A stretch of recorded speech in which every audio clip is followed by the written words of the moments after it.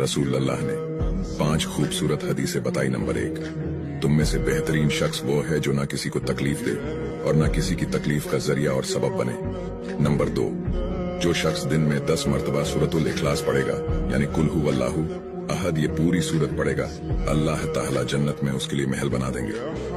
Number 3, जो शख्स हर फर्ज नमाज के बाद 1 मरतबा आयतुल कुर्सी पढ़ने का मामूल बनाएगा, तो उसके और जन्नत के दरमियान सिर्फ मौत का फासला होगा, यानी वो शख्स मरते ही सीधा जन्नत में जाएगा।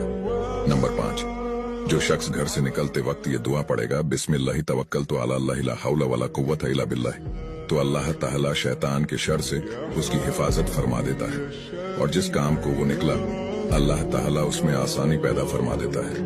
नंबर 5, रसूल अल्लाह ने फरमाया, वो शख्स हरा भरा रहे, हंसता खेलता रहे, जो शख्स मेरी हदीस सुने, उसको महफूज रखे और उसको दूसरों तक पहुंचाए।